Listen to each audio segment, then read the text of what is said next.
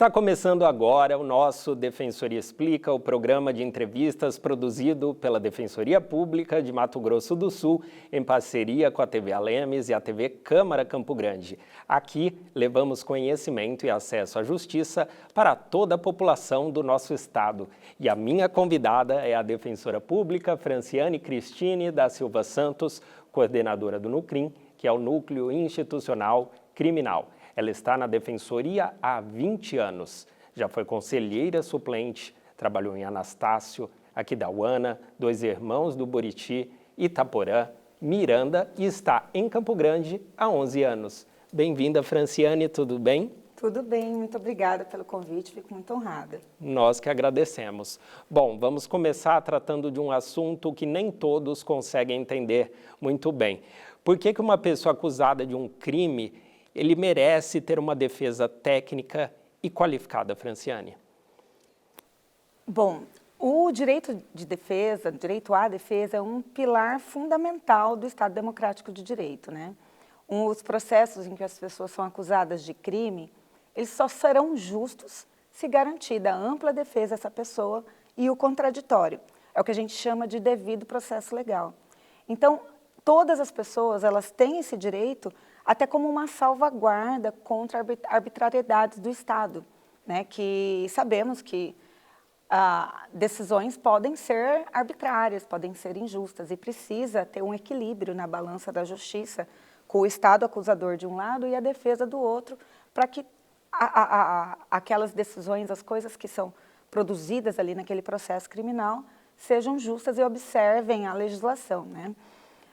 Quando a gente fala em defesa qualificada, é importante esse termo qualificada, por quê?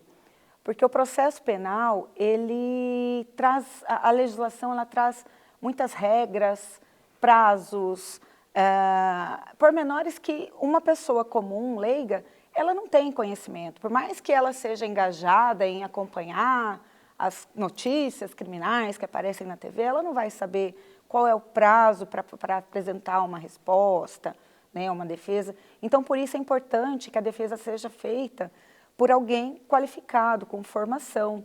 Aí existem os advogados, né, que têm a formação para isso, e a Defensoria Pública está aí para fazer essa defesa técnica e qualificada às pessoas que não têm condições de contratar um advogado. Então, assim, meio que resumindo, a importância é essa, é que seja observado o devido processo legal e para garantir isso tem que ter a defesa presente e qualificada no processo. Uma coisa também que eu já ia me esquecendo de falar, da importância da Defensoria Pública para a garantia dessa defesa, é porque a gente vive em um país que infelizmente ele tem uma seletividade penal que acaba meio que escolhendo que a maioria das pessoas processadas por crimes do Brasil são pessoas pobres, negras, com alguma vulnerabilidade social. Então, a Defensoria Pública ela entra exatamente aí, para garantir que todos tenham acesso à defesa técnica qualificada e não só quem tem condições de pagar. E olhar para os mais vulneráveis. Sim, né? Com certeza. Bom, e Campo Grande está começando a ter o juízo das garantias, que é uma novidade em todo o Brasil. Ou seja, um processo criminal, ele passa agora a ter 2 juízes. O juiz das garantias, ele cuida da fase investigativa, para que aí o segundo juiz faça, então, o julgamento. Por que essa divisão é importante? O juiz das garantias, ele existe, ele foi previsto na legislação há pouco tempo, mas está sendo implementado agora. No Brasil todo, o CNJ deu um prazo para a implementação, que já está acabando, e agora está todo mundo se mexendo para isso, né? Ele expressa um verdadeiro avanço civilizatório. Por quê? Porque vai separar o juiz que faz a investigação, não é o juiz que faz, ele acompanha a investigação e autoriza medidas durante uma investigação do juiz que vai julgar. E por que isso é importante? Porque aquele juiz que decreta a prisão preventiva de uma pessoa, que autoriza a busca e apreensão na fase investigativa, né, que autoriza a quebra de sigilo telefônico, telemático, daquela pessoa que está sendo investigada, ele já tem um conhecimento prévio daquele caso, ele já tem alguma ideia formada sobre aquele caso, tanto que ele autorizou aquelas medidas que são, na maioria das vezes, bastante restritivas, chegando até a prisão preventiva na fase de investigação. Então, por que é importante o juiz das garantias? Para que o juiz que vai julgar, ele não tenha o que a gente chama de viés de confirmação. Por exemplo, é muito difícil, é claro que não se está dizendo aqui que os juízes são desonestos ou que fazem isso de forma proposital, mas é muito difícil que você, que autorizou todas essas medidas restritivas no início da investigação, chegue lá no final e fale, não, eu estava errado quando eu deferi tudo isso. Então, é uma forma de se garantir que o juiz que vai julgar, ele seja imparcial, porque ele não teve esse contato prévio, né? Então, evita-se esse viés de confirmação e garante-se a imparcialidade do juiz que vai julgar. E também, o juiz das garantias, ele é importante para que na fase de investigação, as garantias fundamentais do investigado também tenha alguém lá para poder fazer com que elas sejam observadas, né? Embora isso já pudesse, a gente possa dizer que já existia antes, mas na medida em que aquela pessoa não vai ser responsável pelo julgamento, às vezes ela tem um compromisso maior com olhar com os olhos pelos dois lados, né, da questão e garantir que, mesmo tendo a investigação, as garantias daquela pessoa sejam, garantias fundamentais, os direitos fundamentais sejam observados. O cidadão acusado acaba estando menos sujeito a passar por subjetividades. Por arbitrariedades, por abusos, né, por decisões sem fundamento, mais ou menos isso. E você que está nos assistindo conhece as audiências de custódia? O Nucrim sempre está presente nelas e essas audiências são realizadas após qualquer tipo de prisão. Franciane, afinal, qual que é o objetivo dessa tão falada audiência de custódia? Bom, o objetivo principal da audiência de custódia é garantir direitos fundamentais das pessoas que são presas.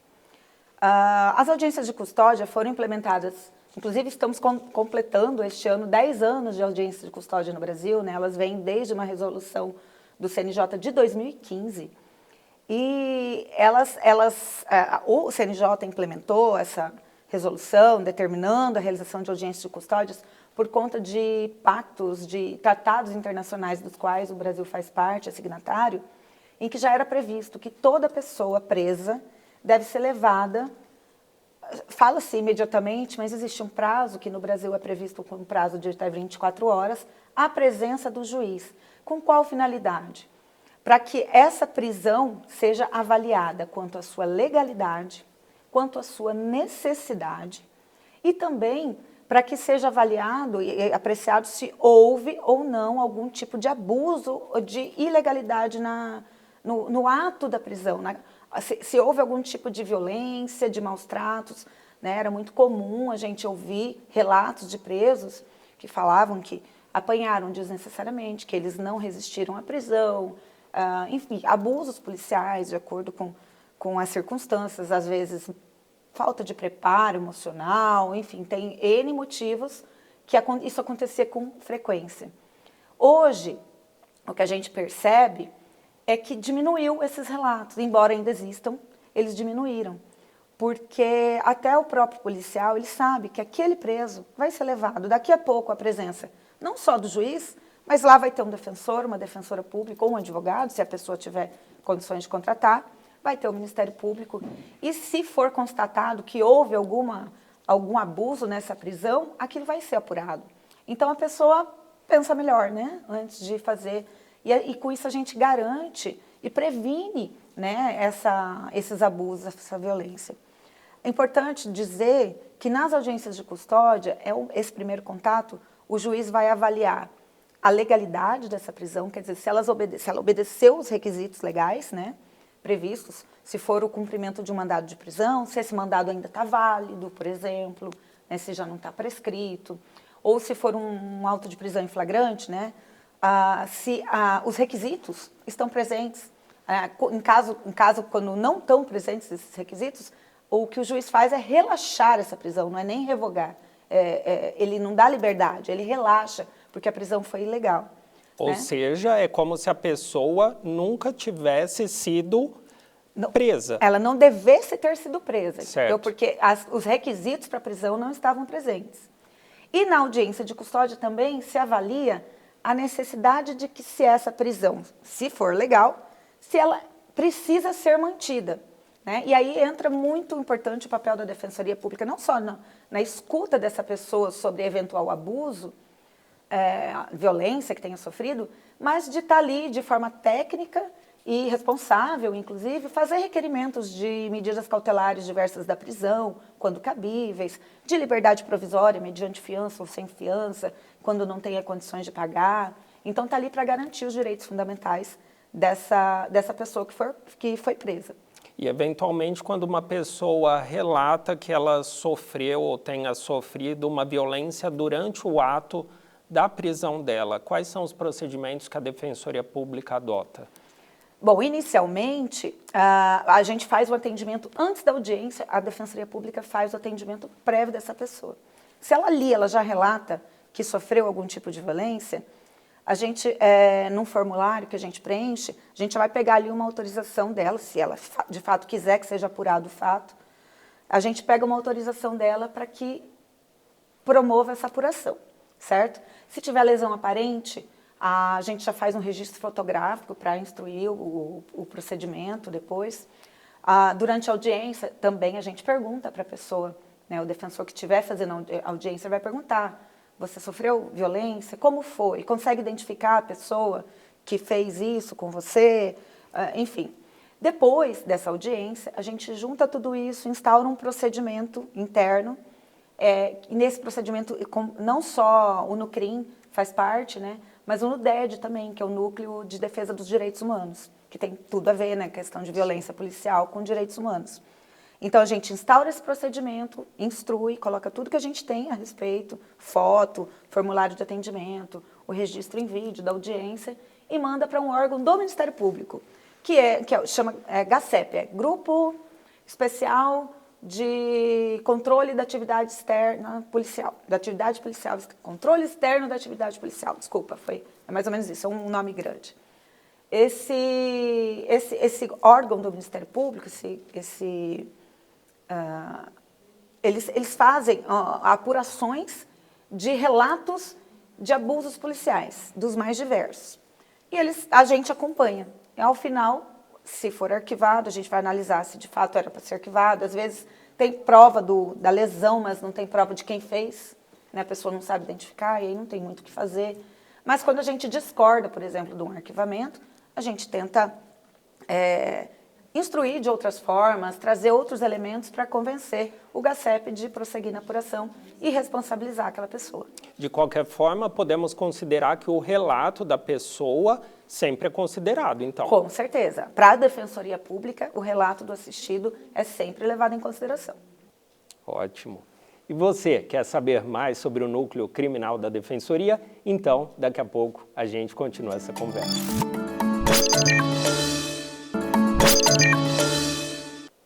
Já voltamos com o Defensoria Explica. Ao meu lado, a defensora pública Franciane Cristine da Silva Santos, coordenadora do Núcleo Criminal. Franciane, na Defensoria também há situações que a Defensoria propõe acordos de não persecução penal. O que seria esse instrumento jurídico? O acordo de não persecução penal, que a gente chama de ANPP, para ficar mais fácil, na verdade, ele não é proposto pela Defensoria, ele é acompanhado pela Defensoria. Ele é um acordo que é proposto pelo Ministério Público. E ele veio como uma inovação legislativa há pouco tempo, faz mais ou menos uns 5 anos que ele existe. E ele visa, o objetivo dele é diminuir o encarceramento e facilitar a resolução daquele conflito penal de formas alternativas. O que é esse acordo? Esse acordo, ele é aplicável para casos de crimes sem violência ou ameaça, né, cometidos por pessoas também sem antecedentes criminais, sem histórico de crimes, e quando a pena mínima desse crime ela não é superior a 4 anos. Então a gente não pode chamar de crime de menor potencial ofensivo, porque essa é outra história, né, são os crimes que são apurados no Juizado Especial Criminal, mas são crimes menores, vamos dizer assim, crimes menos graves previstos no Código Penal. E para esses crimes, quando a pessoa admite ter praticado aquele crime, de certa forma ele confessa, o Ministério Público pode propor esse acordo de não persecução penal para que a pessoa repare aquele dano que ela causou, né? Para que aconteça seja imposta uma medida restritiva de alguma forma, ou uma prestação de serviço à comunidade, ou pagamento de uma multa que vai para um fundo e depois é distribuído para entidades beneficentes, enfim. Mas uma forma de resolver aquele conflito e não levar aquela pessoa que é sem antecedente, uma pessoa que não dá para a gente considerar um criminoso, contumaz, né? Não levar ela para o cárcere, né? Para o presídio, para ser encarcerada. E aí sim ter contato com organização criminosa, muitas vezes, e talvez sair de lá criminoso diferente de como entrou. Então, é uma alternativa prevista na lei com essa finalidade, e a Defensoria Pública, ela atua de forma a garantir que esse acordo oferecido pelo Ministério Público, ele seja justo e proporcional ao dano causado com aquele crime praticado pela pessoa, certo? E também é importante a participação da Defensoria Pública nesses acordos, ou a pessoa também pode contratar um advogado, mas na maioria dos casos são pessoas, como eu já disse antes, seletividade penal, né? Acaba que são pessoas pobres que passam por essa situação. Então, a Defensoria Pública é importante para que aquela pessoa compreenda os exatos termos do acordo proposto e tome a decisão de aceitar ou não aquele acordo de acordo com as suas possibilidades. Por exemplo, se o Ministério Público impuser uma multa de R$10.000 para uma pessoa que é assalariada, e ela fala, não, eu aceito, eu vou dar um jeito, não vai dar, a gente sabe que não vai dar. Torna-se inviável. Exatamente. Então, a gente está ali, tanto para fazer com que, para garantir, para negociar com o Ministério Público, para que esse acordo, essa proposta seja reduzida de acordo com as possibilidades daquela pessoa, seja parcelado de uma forma que ela consiga pagar, como também para fazer ela entender os casos em que ela deve aceitar que o acordo é justo e proporcional e quais são as consequências do descumprimento, né, o que ela precisa cumprir para que o acordo obtenha o resultado esperado, né, que é ela não responder pelo crime, não vai responder a uma ação penal. Se ela fizer o acordo e cumprir, ela não responde a uma ação penal. E acho que o mais importante, até para a nossa massa de pessoas atendidas pela Defensoria, ela não fica com um registro de antecedente, o que é muito importante na hora de procurar um emprego, né, de seguir com a vida. Esse registro de antecedente ele é uma mácula na vida da pessoa. Então, são essas as finalidades e é por isso que a Defensoria Pública é importante a participação dos defensores e defensoras públicas. E a senhora poderia exemplificar um caso de uma infração, um crime que possa caber o ANPP? Um furto, por exemplo, um furto de uma pessoa que nunca cometeu esse delito, nunca foi processada, né, criminalmente, que não tem antecedentes. Um furto simples, ele tem a pena mínima inferior a 4 anos. Né? É um crime sem violência ou grave ameaça à pessoa. Então, a pessoa pode, por exemplo, furtou um celular. O celular pode ser um celular caro, né? Hoje em dia existem celulares caríssimos. Se ela se comprometer ou a devolver o aparelho, né? Ou a indenizar, vamos dizer que ela tenha vendido, indenizar a pessoa do valor daquele prejuízo que ela teve, né? Prestar um serviço à comunidade como forma de reparar não só a vítima direta do crime, mas também a sociedade pelo crime que ela praticou. Então, é uma pessoa que preenche os requisitos para receber uma oferta de ANPP. Ok. Vamos falar agora de uma pessoa já condenada. Ela pode ter sua pena revista? Em que casos? E como funciona essa revisão criminal? Bom, a revisão criminal, ela existe porque, infelizmente, o sistema ele é falível, né? Ele não é infalível. Podem acontecer condenações injustas. E as condenações, quando há sentença transitada em julgado, que é o que a gente fala que não cabe mais recurso, enquanto ainda não transitou em julgado, a gente vai fazer qualquer tipo de contestação àquela decisão por meio do recurso apropriado, previsto na legislação processual penal. Mas depois que já transitou em julgado, A princípio, aquela sentença se torna definitiva? Quase imutável. Ela é definitiva, mas ela é quase imutável. Só é possível mudar aquela decisão, aquela coisa julgada, quando surgem, por exemplo, novas provas, né? Ou quando há uma nova interpretação jurisprudencial para aquele fato, ou quando a gente consegue evidenciar um erro grave no julgamento, uma avaliação muito errada. Então, aí a gente promove essa ação, que é uma ação autônoma, né? Ela não é um recurso, é uma ação autônoma que visa levar ao juiz o conhecimento dessas novas provas, dessa nova interpretação judicial, para que seja reavaliado o caso daquela pessoa. Vou dar um exemplo de prova nova. Até algumas décadas atrás, não sei te precisar quanto, mas não existia exame de DNA, né? E o exame de DNA, ele veio como forma de prova irrefutável de algumas coisas. Por exemplo, uma pessoa que tenha sido condenada por um estupro, certo? Na época, não existia o exame de DNA, mas foi coletado o material, né, vamos dizer, o resto de sêmen, até a roupa íntima suja, né, e que tenha um material genético ali. Só que antes não se identificava quem era. Hoje é possível. Talvez não para identificar quem foi, mas para mostrar para o juiz que não foi você. Que aquele material genético ali não é seu. Né? Isso é um caso, hoje em dia é mais difícil, porque se tem algum material genético, já são logo levados à investigação de DNA, né? Mas antigamente era bastante comum que isso acontecesse. E um outro exemplo, no caso de mudança de interpretação jurisprudencial, eu vou dar um exemplo recente, que praticamente todo mundo acompanhou na TV, um julgamento do Supremo Tribunal Federal, no tema 506, que avaliou a questão do porte de maconha para uso próprio e estabeleceu critérios. A jurisprudência mudou. A jurisprudência passou a considerar que quem foi apreendido com até 40 gramas de maconha, presumidamente, ela estava com aquilo para uso próprio. A não ser que existissem provas irrefutáveis da traficância, do comércio, né, de que estava transportando para um terceiro, para que esse terceiro vendesse, alguma coisa nesse sentido.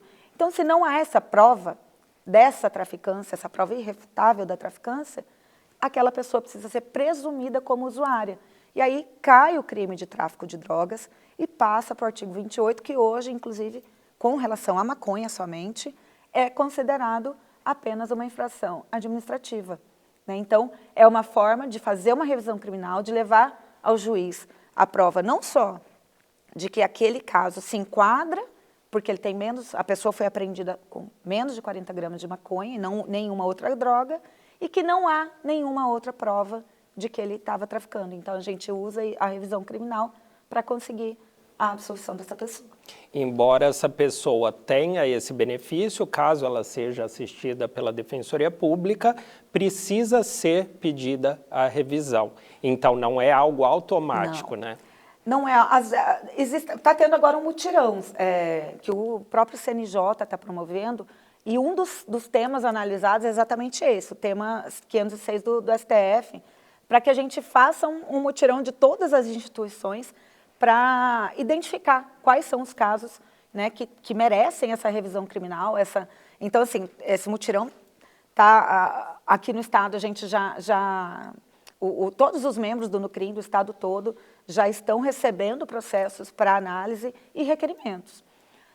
No caso, as revisões, esse caso do 506, até pode ser, no mutirão foi dito que pode ser feito por meio de requerimento, né? E o próprio juiz da execução penal pode reconhecer. Mas a maioria dos casos precisa de revisão criminal e precisa isso ser provocado. É uma ação que é proposta.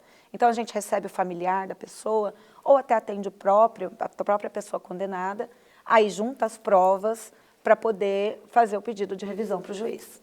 Ok, Franciane, muito obrigado por todos os esclarecimentos aqui no nosso programa.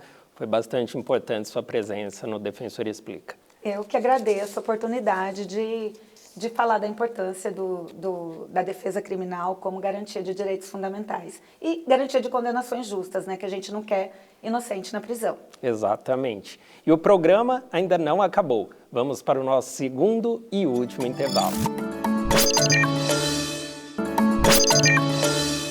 Estamos de volta. E agora vamos assistir ao Giro de Notícias da Defensoria Pública de Mato Grosso do Sul. Em julho, a Defensoria Pública de Mato Grosso do Sul sediou a 99ª reunião do CONDEG, o Conselho Nacional das Defensoras e Defensores Públicos Gerais. Também em julho, diversos foram os mutirões organizados pela Defensoria. Houve atendimento exclusivo a pessoas em situação de rua.